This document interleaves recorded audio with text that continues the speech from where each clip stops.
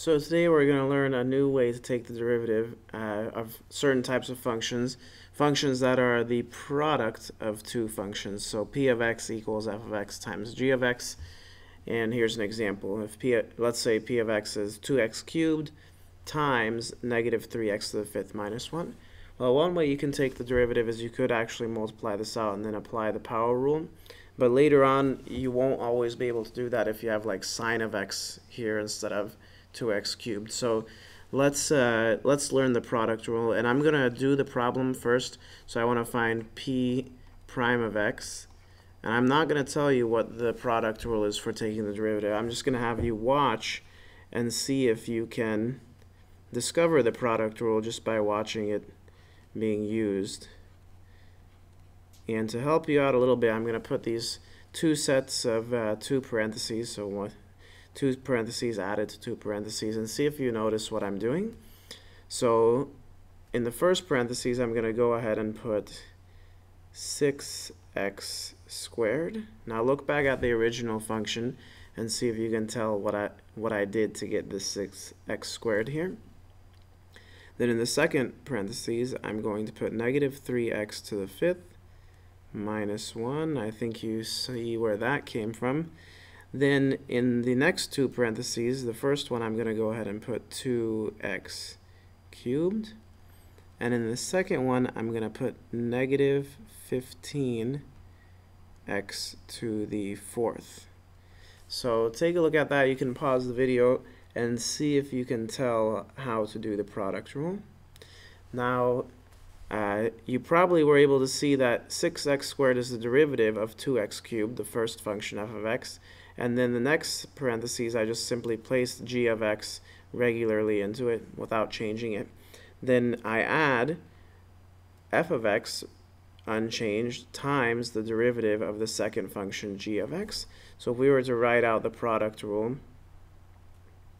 then, and this will be the first thing you need to be able to do on your quiz. So if I tell you that p of x equals f of x times g of x, p prime of x would equal the derivative of the first, f prime of x, times g of x plus f of x times the derivative of g of x, g prime of x. So there's the product rule, and if you notice, since it's addition, you could actually flip these two and you would still get it right. Since these are multiplication, I could have written g of x times f prime of x plus g prime of x times f of x, but what you can't do is you can't have g of x times g prime of x, because then you actually wouldn't have the product rule correct. You always need to have a derivative with a regular, and then the other, you always need to have an f of x and a g of x. Anyway, I think you guys get it. Let's look at two more examples. Alright, so let's do another one of these. So we have another function that's the product of two functions. We're going to call that first one in the first parentheses f of x, the next one g of x. That means that the product rule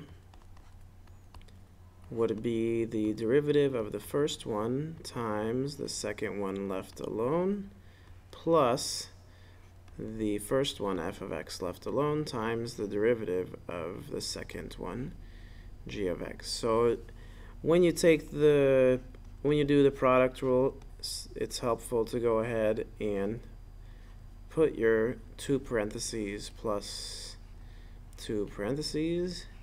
That way you just have to drop everything in and you just have to read the product rule. So let's take one of them at a time. The derivative of f of x is going to be 15x to the fourth plus the derivative of 4, which is 0, so just 15x to the fourth. G of x, we just have to read what we have there, so that's negative 2x cubed plus 1. Then f of x is 3x to the fifth plus 4, so that one's left alone. But then we take the derivative of g, which is going to be negative 6x squared plus the derivative of 1, which is 0. So there it is. That's the answer to that one. And pretty nice how you can draw thicker, huh? Alright, so one more with just a little bit of a twist. We're going to have a little bit trickier exponent here. And this time I'm not going to write out what f of x and g of x are. I'm just going to jump straight into the product rule, because you guys will be so comfortable with the product rule after all the practice we do this year that you won't need to write out f of x and g of x. You just need to remember that first you write out your two sets of parentheses, and you know that you're going to need to first take the derivative of the first one, which is going to be 3/4 times 3, so that's 9/4 x to the 3/4 minus 1 is going to be -1/4 or -1/4. The derivative of -2 is 0, so we don't write plus 0. And then you leave the second function alone, so -5x to the 4th minus 3. And now we go ahead and take the first function left alone, 3x to the 3/4 minus 2. And there's any number of ways you can remember the product rule, because remember the addition, you can flip them back and forth. But you might want to think, okay, I leave these guys in the middle alone, and then I take the derivative of each.